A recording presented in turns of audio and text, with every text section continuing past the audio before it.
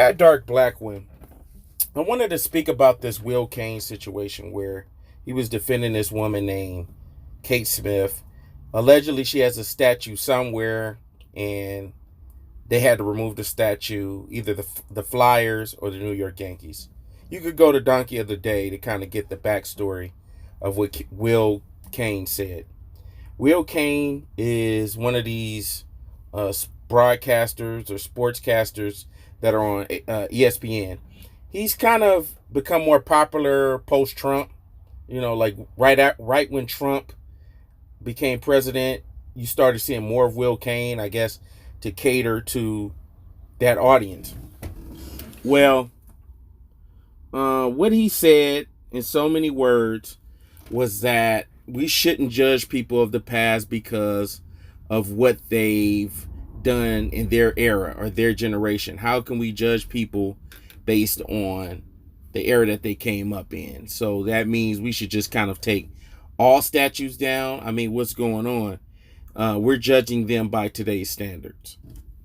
And my rebuttal to that is we should judge people by today's standards because that's what a progressive society kind of requires. You can't just be going off of all of these traditions and these myths. You kind of see this every Thanksgiving where people kind of bring up the brutal atrocities of the Indians and the Pilgrims and kind of how white supremacy wiped out the Indians with smallpox. And I guess you could read this book called Guns, Germs, and Steel if you really want to break down that. But every Thanksgiving, people kind of bring that up. But some people get all butthurt and they say, oh, well, why are we bringing up the past? We shouldn't bring up the past. We should, that's just, I mean, we shouldn't celebrate any holidays.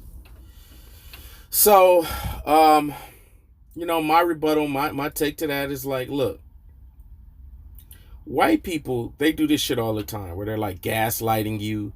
They're kind of playing stupid, playing dumb, trying to deceive you, make you seem as if whatever you're saying is not making any sense and what they're saying is making all the sense in the world, even though it's contrary to making sense.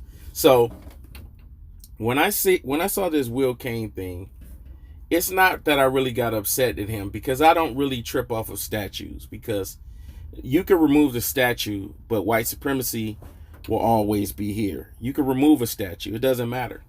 Okay? Because white supremacists like Will Cain, they take a pride in knowing their history, knowing about the Confederates, and they're one of these people that likes to read up about history and spin it to where it's their narrative, as if, oh well, there were white people in the Union that died for black people too, and that whole nonsense. So they do this type of stuff all the time to infuriate and get black people upset. I never fall for it. I just use, what they use is called cognitive dissonance, where they know the shit that they're saying is absolutely crazy, but they say it with a straight face and confidence that they they actually believe it. So nothing that you do under the system of white supremacy is untouched or unscathed by white supremacy. Okay, the bank that you go to that has a connection to slavery.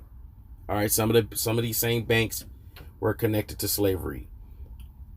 The house that you bought, say the house that I bought, for instance, I stay in a black and brown neighborhood, predominantly black. Things are changing, people are gentrifying, but it's a black neighborhood. And at one point it was a white neighborhood, but white people moved out because there were lots of blacks migrating from the Midwest and the South. And there you had white flight.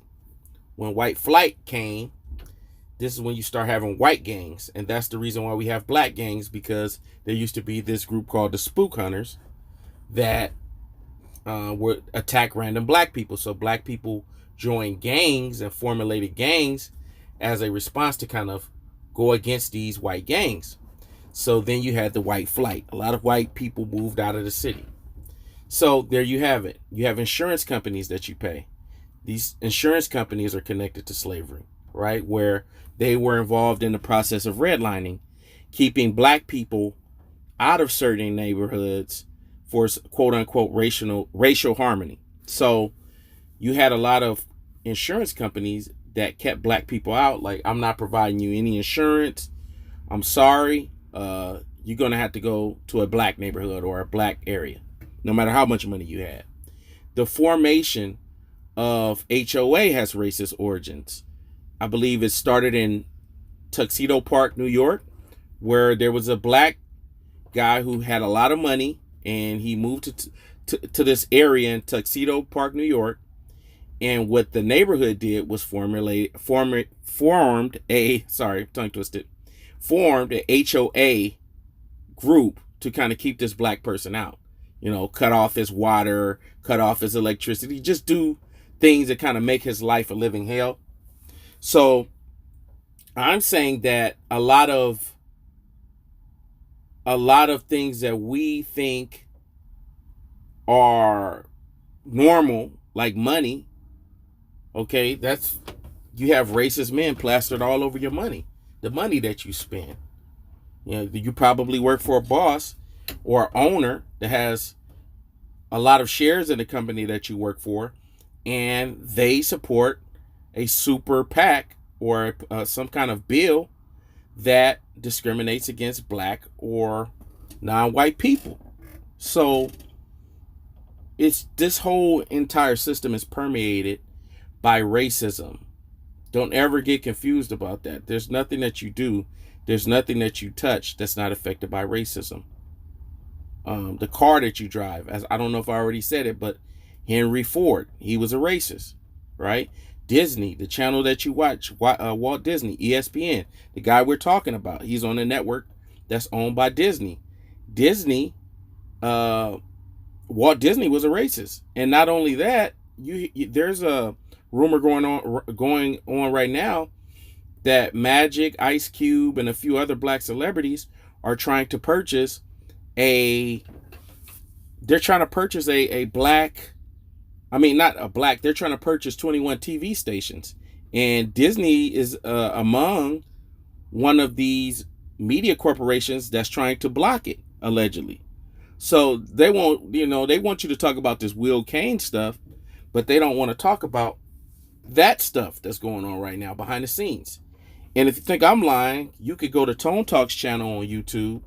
Tone Talks has an interview, I'll probably link it in his video, where he's talking with Byron Allen. And Byron Allen said this 2 or 3 years ago, where he was putting up this lawsuit against these media conglomerates that were trying to block him from kind of having a seat at the table.